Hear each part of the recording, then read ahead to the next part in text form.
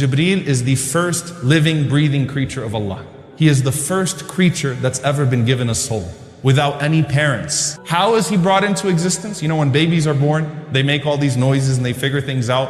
What about the malaika? What about Jibreel alayhi salam? When he was brought into existence, what did he say, right? Sa'id ibn Musayyib radiyallahu anhu narrates, as the angels are brought into existence, they say, La hawla wa la quwwata illa billah. There is no power or might except that of God.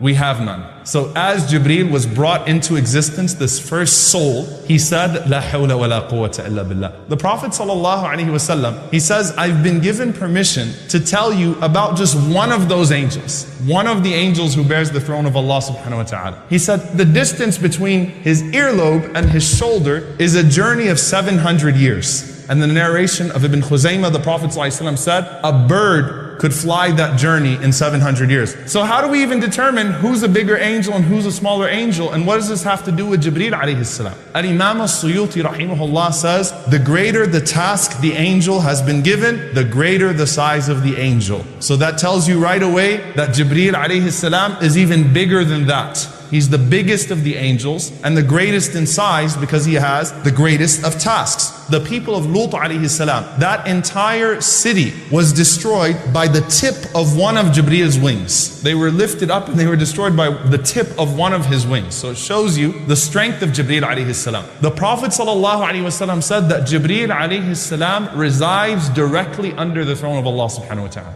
What does he look like when he's in his full form? The Prophet ﷺ says, رَأَيْتُ Jibreel, I saw Jibreel, وَلَهُ سِتُّمِئَةِ جَنَاحٍ, and he had 600 wings, not 2 or 3 or 4, 600 wings. Not only that, the Prophet ﷺ said he filled up the entire horizon and he was sitting on a throne that Allah subhanahu wa ta'ala provided for him.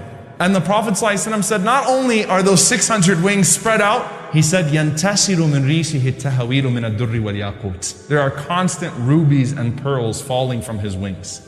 In a narration in Ahmad, the Prophet ﷺ said, the color of his wings are khadra, are green, and the soles of his feet are green. There's not a single prophet of Allah that you study except that there's a mention of Jibreel. Seriously, just go through Qasas al-Anbiya, the stories of the prophets. You'll find a mention of Jibreel alayhi salam in some way, shape, or form. He's got to be there because he has been sent to 124,000 prophets. In the hadith in Muslim Imam Ahmad, there were 124,000 Anbiya. Amongst them, 315 were messengers, were Rusul. He has been sent to each and every single one of them to teach them, to raise them, to support them, to protect them. He was there. When Adam alayhi salam was expelled from paradise, did Allah communicate directly with Adam anymore? No. Now Jibreel becomes the intermediary between Allah and Adam alayhi salam. When Adam passes away, they didn't know what to do with his body, obviously, because human beings had never experienced death before. Allah sent Jibreel alayhi salam and a group of angels. They washed the body of Adam alayhi salam. They shrouded Adam alayhi salam. They buried Adam alayhi salam. So he's there from the very start,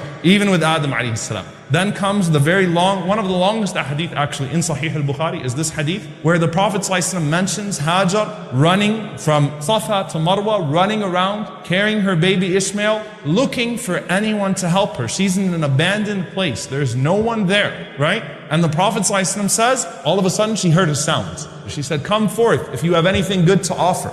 So the Prophet ﷺ says, فَإِذَا Jibreel. Suddenly it was Jibreel. Then the Prophet ﷺ said, Jibreel did this. He struck the ground with his heel. When Jibreel did that, the water obviously started coming from the earth in huge loads. Zamzam comes bursting out of the ground. And the Prophet ﷺ said, Rahim Allah Ismail. May Allah have mercy on the mother of Ismail. What she did was she carved out the well because she was afraid that the water would go all over the place and nothing would be left. And the Prophet ﷺ said, had she not done that, then the entire earth would have been touched by Zamzam. Now, subhanAllah, think about the miracle of Zamzam, right? You know how big it is in dimensions? 8 by 3. And in an official research that was done on Zamzam, it pumps 8,000 liters per second.